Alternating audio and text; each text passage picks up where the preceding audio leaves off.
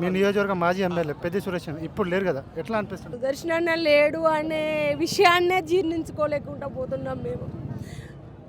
2001 నుండి అక్కడ కేసీఆర్ గారు ఏ పిలుపునిచ్చినా కూడా, మాకు ఇక్కడ జిల్లా నుండి సుదర్శన్ అన్న ఏ పిలుపునిచ్చినా కూడా, ఇక్కడ నర్సంపేటలో అందరం అప్పుడు 5-10 మందిమే, ఎంతమంది లేరు, 5-10 మందిమే మేము ఉద్యమాన్ని ఉవ్వెత్తున నడిపినాం. మా ఉద్యమ కెరటం ఇప్పుడు నింగికెగిసింది. ఆ బాధ మేము తట్టుకోలేకపోతాం. ఇవాళ ఆయన ఒక్క 5 ఏళ్ళు ఎమ్మెల్యేగా ఉంటేనే నర్సంపేటలో ఎంతో అభివృద్ధి చేసిండు.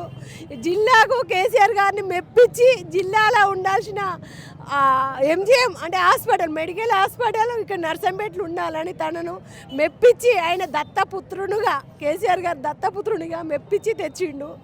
పాకాలకు ఎంతోమంది స్వతంత్రం వచ్చిన కంటే ఎంతోమంది ఎమ్మెల్యేలు, ఎంపీలు, మంత్రులు, ఎన్నో అయిలు ఒక్కనాడు కూడా పంది పంపుల వాగన్నారు, ఇంకేదో అన్నారు కానీ చుక్క నీళ్ళు తీసుకురాలేదు.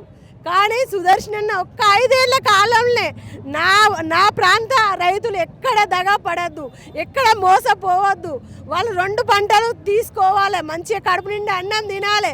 తెలంగాణ రాష్ట్రాన్ని అందుకే సాధించుకున్నాం.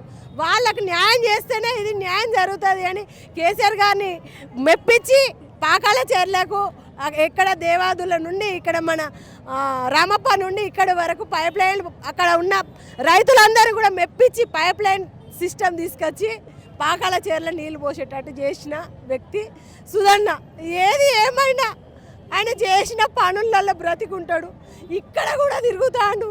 అన్న, నీ ఆత్మ ఎక్కడున్నా శాంతించాలి, మీకు మనోధైర్యం ఉండాలి, మాకు మనోధైర్యం ఉండాలి.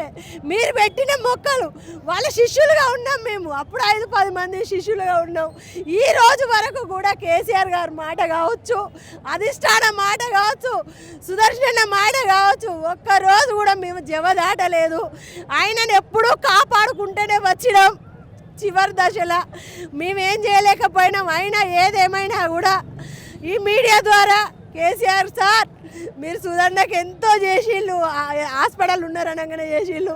ఈ నియోజకవర్గం తరపున మీకు ధన్యవాదాలు తెలుపుతున్నాం. రామన్న, హరీష్ అన్న, మీకు కూడా ధన్యవాదాలు తెలుపుతున్నాం. నియోజకవర్గం నుండి అందరూ పార్టీ అసలు ఎక్కడ కనివిని ఎరగని రీతిలో హాస్పిటల్ ఉన్నాయంటే పార్టీలకు సంబంధం లేకుండా ప్రతిపక్ష పోళ్ళు, అధికారం పోళ్ళు, బీజేపీ పోళ్ళు ప్రతి ఒక్కరు పోయి అయ్యో పెద్ది ఉద్యమకారుడు గిట్లైండా అని అన్నారు తప్పితే ఒక్కరు కూడా ఎక్కడ కూడా ఆయనను శంకించిన వాళ్ళు లేరు. అంత గొప్ప వ్యక్తి అసలు నాకు తెలిసి అయితే ఎక్కడ ఏ రాష్ట్రంలో లేడు కావచ్చు, ఏ దేశంలో లేడు కావచ్చు ఇలాంటి వ్యక్తి. అసలు వ్యక్తి పెద్దన్న.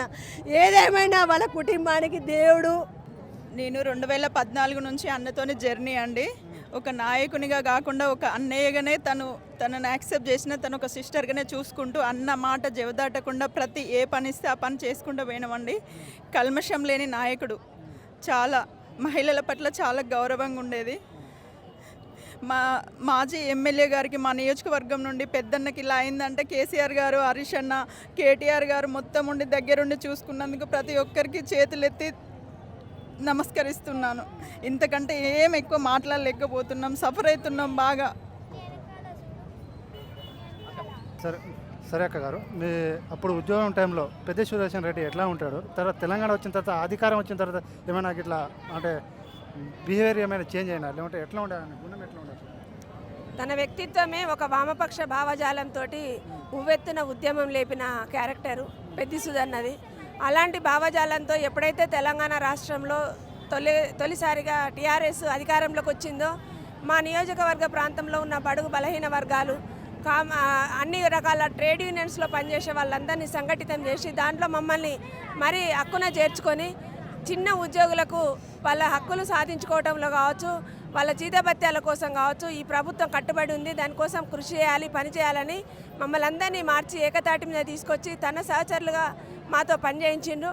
దాంట్లో మేము చిన్న చిరు ఉద్యోగులందరికీ కూడా గౌరవ ముఖ్యమంత్రి వారికి కూడా ప్రతి రిప్రజెంటేషన్ ఇవ్వటం, అందరు మంత్రులతో ఇవ్వటం, చాలామంది చిన్న ఉద్యోగులకు కేసీఆర్ గారు ఏ సంకల్పం అయితే తీసుకున్నారో దాన్ని నెరవేర్చడానికి ఆయన సైన్యంలో మేము ఒక వామపక్ష భావజాలంతో సైన్యంగా పనిచేసినాం.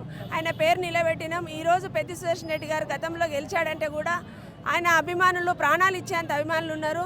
అట్లా సేవ చేయటం వల్లనే తను నిలబడ్డారు. నిలబడ్డ రోజు కూడా ఏ రోజు విశ్రమించలేదు. తను ఏది మాట్లాడినా కూడా ఒక సబ్జెక్ట్ రూపంగా ఉండేది, ఒక రిపోర్ట్ రూపంగా ఉండేది. ఆయన చెప్పే తీరే ఒక మంచి లెక్చర్గా, ఆయన చదువుకున్నది ఇంటర్మీడియట్ అయినా కూడా ఒక మంచి అర్థరహితమైన రిపోర్ట్తోనే ముందు పెట్టేది.